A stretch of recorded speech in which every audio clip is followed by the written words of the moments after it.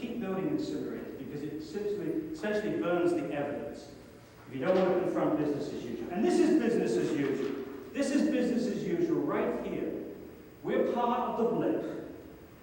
What's that graph? That's human history reduced to one neat graph.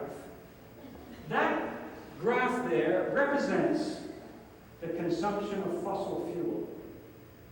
We live in the blip. We live in the few generations that consumed the fossil fuel. We're an aberration. As far as the species on this planet, we're the aberration. And that blip there underpins all the stupid things that we do. The stupid transport systems that we have, the stupid agricultural systems that we have, with huge engines and huge quantities of pesticide, and huge quantities of fertilizer, all are only part, and but transporting the strawberries 3,000 miles from California so I can have strawberries every day of my life. I don't want strawberries every day of my life. I want strawberries from my own backyard once a year and that's what I can look forward to. All of that is predicated on masses of fossil fuel which we're consuming as fast as we can. The quicker we do it, the more happy we are. But when they come to inspect the ruins of the 20th century, they will find this great big obelisk like Space Odyssey 2001. What is this big thing, they'll say? What is this? What is this thing? They're the ruins there, right? Ruins. And it said on this thing, it says they became more and more sophisticated at answering the wrong questions. That is our epitaph.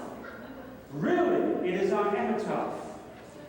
And again, I won't get to this. Jay said it this morning, he said, look, here's the sign, 2 choices. Either you get the mosquitoes by using 2 bricks, boom, boom, boom, don't get your fingers caught in between, or you use this canister of the most toxic substance we've ever developed. Those are your choices. And as I say to my students, the way you propagate evil is always to give people the choice of 2 evils. Choose the lesser of 2 evils. And I say to the students, if someone gives you the choice of the lesser of 2 evils, somebody asked the wrong question. Somebody somewhere asked the wrong question. And Jay pointed out some of those wrong questions. Now these people we're up against, they're not evil people. They're just boring people, by and large, boring people. They think with the wrong end of their bodies. They're what I call back-end thinkers. And I have this little picture to illustrate this very important point of what a back-end thinker is. This back-end thinker comes home to his apartment, there's a bathtub overflowing. So quickly, it's usually he, grabs a cup and tries to empty that bath as fast as he can. That's not fast enough, so he goes to a bucket. And that doesn't go fast enough, so he goes to a foot pump. And then he goes to better available control technology, he goes to an electric pump, and that's still not fast enough. He powers it with a nuclear power station, with beaming microwaves from the other part of the galaxy to get this bathtub empty before it does damage to the floor. On the other hand, the front-end thinker will come in and switch off the tap. That's our job, right there.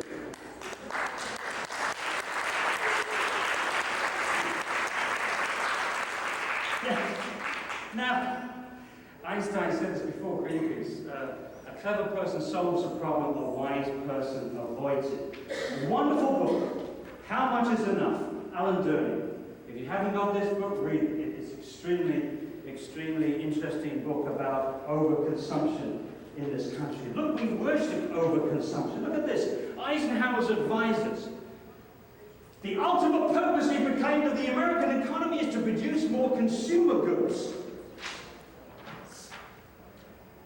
Victor Lebeau, 1958. Our enormously productive economy demands that we make consumption our way of life, that we convert the buying and use of goods into rituals, that we seek our spiritual satisfaction, our ego satisfaction in consumption. We need things consumed, worn out, burned up, discarded at an ever-increasing rate. Can you believe that? That anybody said that? But we're all part of it now. On Sunday, we go to the supermarket. You've noticed the way that shopping malls have been becoming more and more like cathedrals. The roofs are getting more and more white. I'm just waiting for the day they put a cross on. We drive through, we have a religious ceremony as we're driving through. Bye.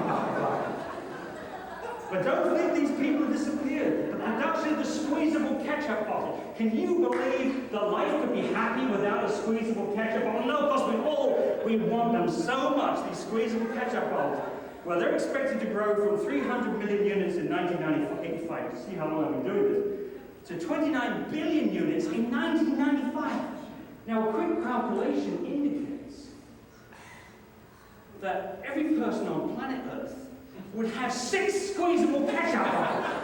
6 squeezable ketchup. You can have one for the kitchen, one for the sitting room, one for the living room, one for the bathroom, one for the toilet, one for the car as you drive to work, and what you could reach out, the traffic jam, squeeze it, squeeze it. There would never. This is so exciting. It's so exciting. Now, if you ask industry why. This is consumer demand. You can imagine these droves of people going into the supermarket and saying, "Hey, where's the squeezable ketchup bottle? Sugar!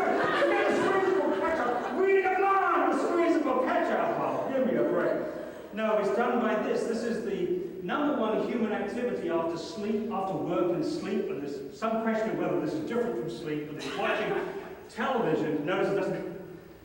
I need to go and buy a new machine. I love it. What is fashion? It is usually a form of ugliness so intolerable that we have to alter it every 6 months. Do you know how many marvelous book here, The Ecology of Commerce? You've got to read this, Paul Hawken. By the time he or she graduates from high school, an American teenager will have seen 350,000 commercials. And we do something more than the number of times we breathe every day. We get more than 3,000 advertisements each day. I love this. Obsessed. Obsessed. Calvin Swine. Bow to the obsession. Don't let him fall for another woman, for some other woman. The only true beauty is the myth we're selling. Maybe she's anorexic, maybe we're jerks.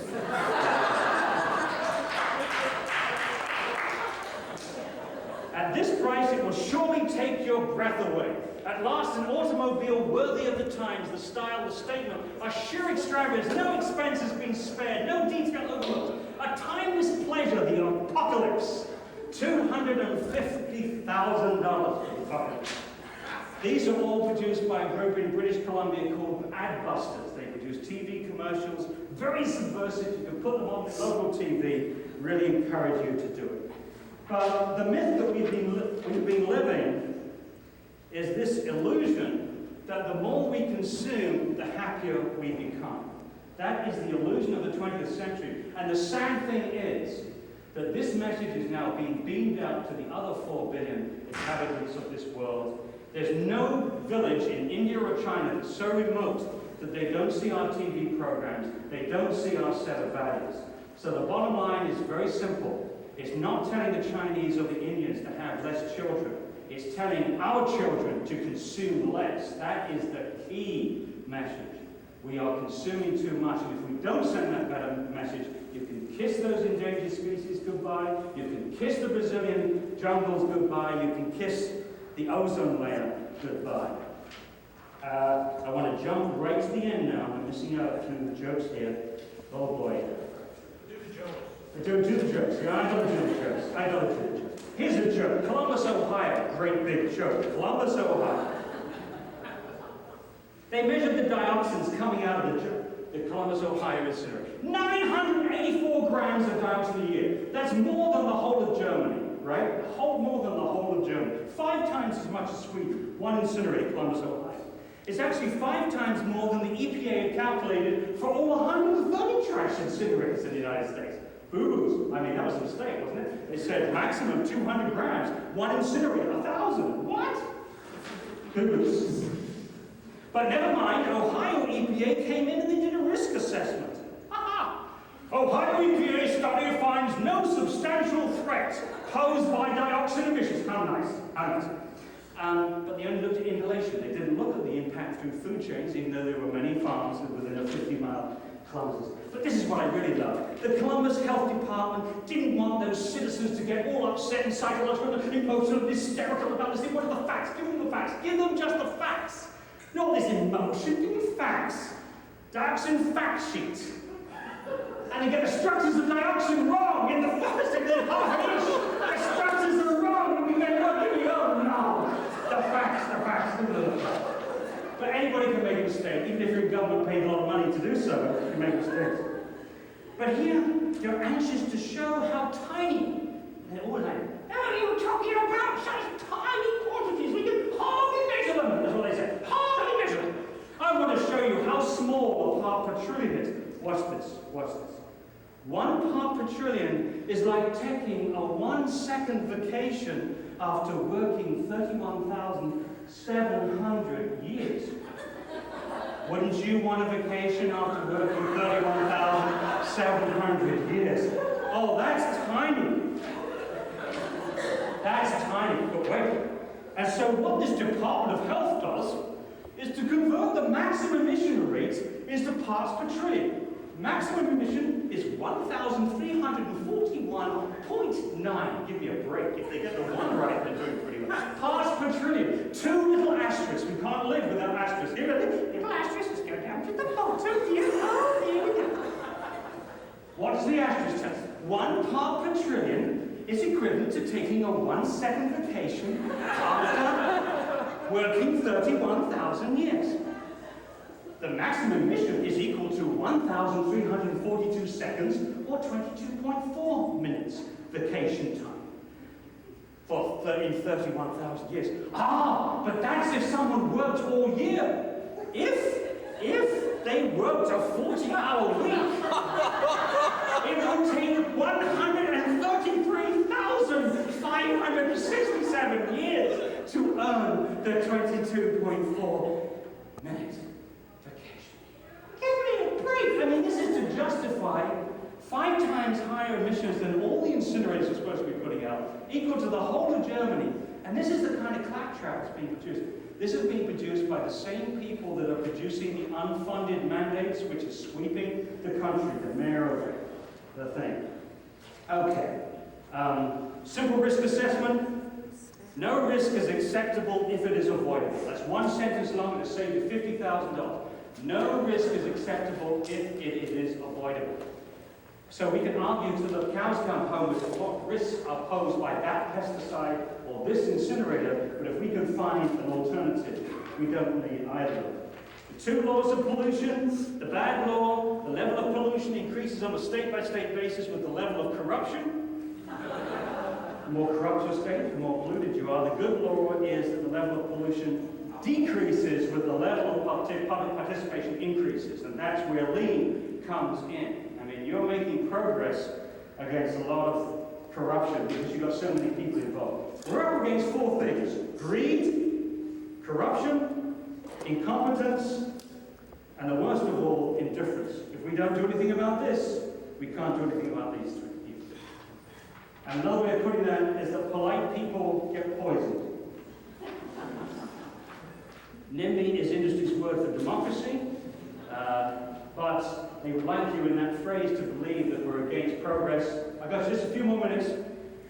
But in actual fact, because we've blocked their stupid incinerators, their stupid trash incinerators, we're now getting the whole country excited about recycling and composting and even reduction. Oh my goodness. And because people stop their stupid and dangerous hazardous waste incinerators, we're hearing much more about clean production from industry. In other words, far from preventing progress, we're driving progress because we're driving it from the easy, sloppy back-end solutions to the front end where we're going to get the best buck for our money. Steps towards a sustainable society. Back-end solutions to front-end solutions, short-term economic plans to long-term ecological plans. Our biggest problem is economists, quite frankly. I mean, they just haven't graduated to global economics. They're still trapped with microeconomics, macroeconomics. We've still got presidents who think, what's good for America? We want global competition, global competition. We want to have this huge competition to consume the planet as fast as we can. This is naive. We're living off capital and not income. That Schumacher said that. We're living off capital, not income. What would we think about a child that inherited $500,000 and then decided not to work for the rest of their life and spend that $500,000? Don't say it, Will. Don't say that's what you want to do. We wouldn't think very highly of it. We need to shift from standard of living to quality of life, our concerns, being clever to being wise, arrogant technologies to elegant solutions. And let me say it, you are extremely clever, you bloody geneticists out there, to take one little gene from this little species and put it in this little species. But I think you're being incredibly arrogant. And if we couldn't control the movement of chemicals around this planet, what chance do you think we've got of controlling genes once they get out there? This is the most absurd, stupid, arrogant, ignorant thing I've ever heard, genetic engineering. And to show how stupid it is, we're injecting cows with a growth hormone that produce more milk when we have a milk surplus. People are stupid. Stupid. And for the small farmers, just put more farmers out of work. I get carried away with it. And again, we need to rediscover, recreate, revitalize small communities, small businesses, small farms, everything small. We need to create a super fund for workers displaced from dirty industries. I mentioned that already. We need to protect habitats and indigenous peoples, absolutely. Network environmental and social justice groups worldwide. And we need to make sure as soon as possible that 50% of all our legislators, at least 50%, are women. Thank you.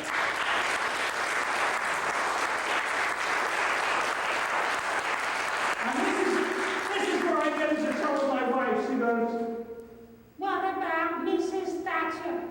Oh! She was more of a man than Reagan was, right? Anyway, basically what I'm trying to say is that we need to shift from this kind of mental trap that we've all grown up with, our worldview of what's good for technology is good for the rest of us, this technological progress, and switch now to social progress. It's not a question of how much more we can consume and how comfortable we can be, but how we live. Our single biggest task for our children, the key is to demonstrate that we can be happier whilst we're consuming less. If what we tell them is we want you to become a Franciscan monk and live on the hill and swim around with bits of twigs or something and eat cornflakes for morning, noon, and night, we're not going to do anything. But if we can persuade people that we do not need all these gadgets, we do not need all these technological things, all these things, but we can still be happy, in fact, even happier, that message could save the planet. But the message which says you can save the planet if you're more miserable is not going to work. And this message that everybody can consume like us is not going to work either. We need to shift to social progress. I think women have it right, and there are a lot of other people that can help. We need different ways of living together, working together, different definitions of work, leisure, wealth, and health. We need to stop being stupid. We have 1 million people in Amazonia getting out gold. And the way they get gold out is they go down and dredge up the bottoms of these rivers and squeeze mercury through these tiny little particles. All this mercury is going into the sediments and then into the fish, poisoning all these wonderful fish in Amazonia. For what? Gold! How many more people have to die?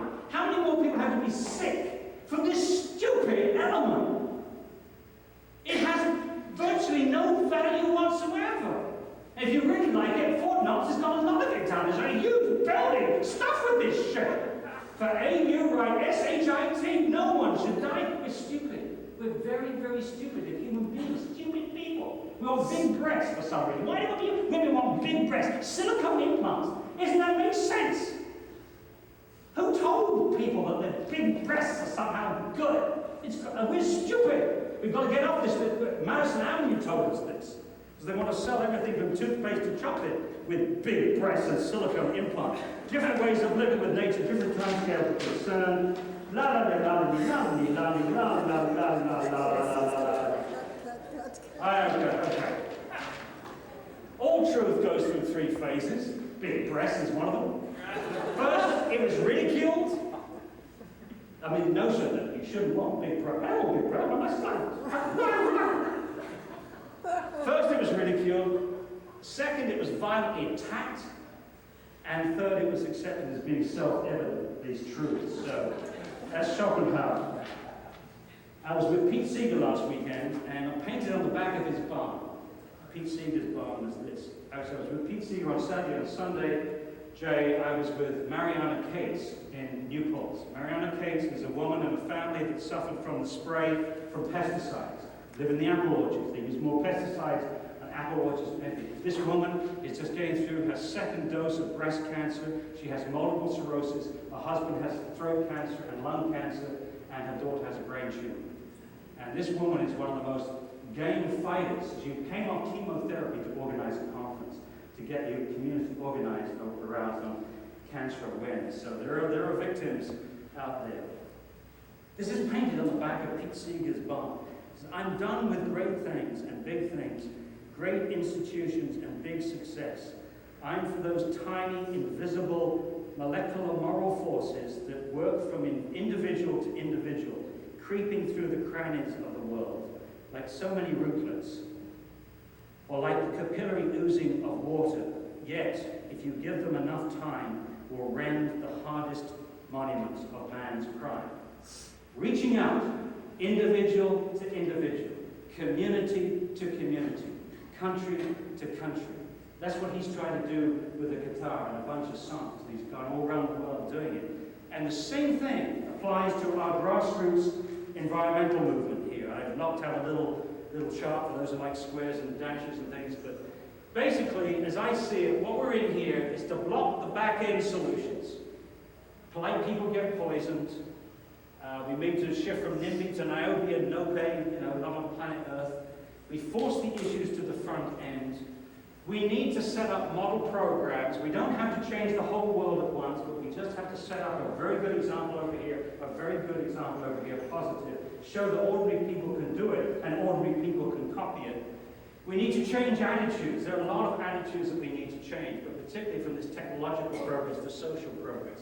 We need to network. I mean, that's what we've learned. You can't win these battles yourself. That's why you're here. You've got to reach out and work with other people by phone, by fax, by newsletter, email, internet, video, by visiting one another. There's a whole lot of communicating going on and has to go on. It's very exciting, and I'm very privileged to be part of this visiting arrangement here. I love it. And then community development. If there's the only thing that I can think of which is opposite to overconsumption is community development. We've got to rediscover what it means to connect to a place. And some of us learn to connect to a place by virtue of the fact that that place is threatened. Someone has done you a favor when they say, we're going to build a nice big giant landfill behind your house. Oh, nice! What? Build an incinerator. Don't want an incinerator? How about a hazardous waste treatment center? No! And then you start to say, hey, this is my place. You're not going to do it to my place. And then people in that situation begin to think and value what they've got. And they start to pull together. A threatened community is a strengthened community. Is what I know. Do I have time for one story? Just one teeny story? No? It's a teeny story. One teeny story. This is a teeny story called. I'm going to move on. Okay, all right. One teeny story. One teeny story. Northern Ireland. Trouble spot. Maybe it's getting on trouble, but anyway. They had this solution for hazardous waste in Northern Ireland. And in Ireland, the first time the two governments had cooperated together was to build one great big hazardous waste incinerator. And the proposal was in Londonderry, or Derry, depending where you come from, which side of the border you come. Right on the border, right in the trouble spot. And I'm sure their idea was that these people would be so busy fighting one another, the Protestants and all those other folks, Catholics and IRA and so on, that they wouldn't have time to fight this proposal. Did they make a mistake? Within a few weeks, there were no less than 68 community organizations fighting this thing. The IRA, the Ulster Unionists, the bishops, the left wing, the right wing, the middle wings, everybody, absolutely everybody was fighting this thing. It was marvelous. They even had a rally downtown Londonderry with all these people together singing and rallying. It was fantastic. And to cut a long story short, one morning, about 3 o'clock in the morning, I'm there experiencing this resistance. And I'm trying to bridge the two cultures. We're alternatively drinking Bass Ale and Irish whiskey. And in between the two, says Dr. Connett, he says, there's no question in my mind. There's no question in my mind, he says. If they build this facility, it's going to be blown up. He says, the only question I have is which side is going to do it. And within a few weeks, that incinerator project was completely scrubbed. It was very exciting. So a friendly community is a strengthened community. And the last word of all, completely the last word of all, is, well, actually, the most important thing, and Mary Lee knows this, you all know this, but the most important thing for grassroots activists like yourself and Jordan is to have fun. You've got to enjoy this. I mean, the stuff I've told you about this afternoon, and you've heard from other people, is very great stuff. But if you are as grim as that stuff, you're going to break up your marriages, you're going to have nervous breakdowns, you're going to have brain matter coming out of your head as you hit the wall. Oh, this is good. Oh, I feel good today. I feel good. No. Have fun. Party. Drink a little. Have fun. Anyway, in that, I love this quote from Edward Abbey. This is one final paragraph of advice. Do not burn yourselves out. Be as I am, a reluctant enthusiast, a part-time crusader, a half-hearted fanatic. Save the other half of yourselves and your lives for pleasure and adventure. It is not enough to fight for the land. It is even more important to enjoy it while you can, while it's still here. So get out there and hunt, and, well, we're not sure about that one. Get out there and hunt and fish and mess around with your friends. Ramble out yonder and explore the forest, encounter the brutes, climb the mountains, bag the peaks, run the rivers, breathe deeply of that sweet and lucid air, sit quietly for a while and contemplate the precious stillness, that lovely, mysterious and awesome space. Enjoy yourselves, keep your brain in your head and your head firmly attached to the body active and alive, and I promise you this much. I promise you this one sweet victory over our enemies, over those desk-bound people with their hearts in a safe deposit box. I know, boring people. The safe deposit box and their eyes hypnotized by desk calculators. I promise you this, you will outlive the bastards. Evidently.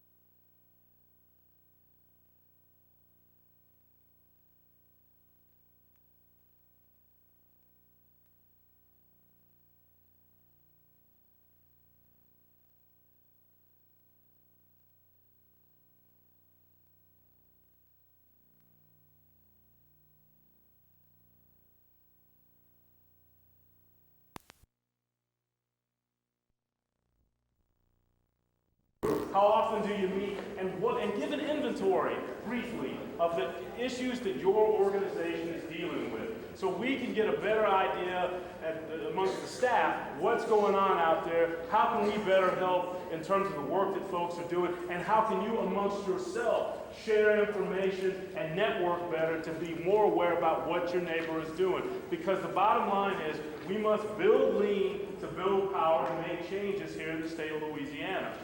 In this upcoming year, we have a gubernatorial election, we have police jury elections, school board elections.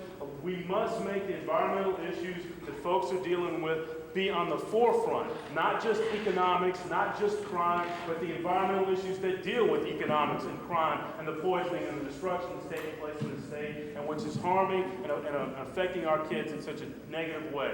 So, let's see. Will, where are you at? Over in that corner. Folks, you want to weigh in there? Well, weigh in, and I don't know how much he is, and I don't want to embarrass him. It's Will Collette. Folks who are from the Baton Rouge area, and you define that yourself, you'll be meeting with Will, and he'll go through this process with you. We'll spend about 45 minutes on that. In that corner, we've got Christina, and folks from the New Orleans area who'll be meeting in the room right next door. Just go through there, and it's right next door. And they'll be meeting and talk about the issues. And everybody else who's from everywhere else, you get to deal with me for the next 45 minutes. So, are we clear? Do you have any questions? Good. Let's go. Beat.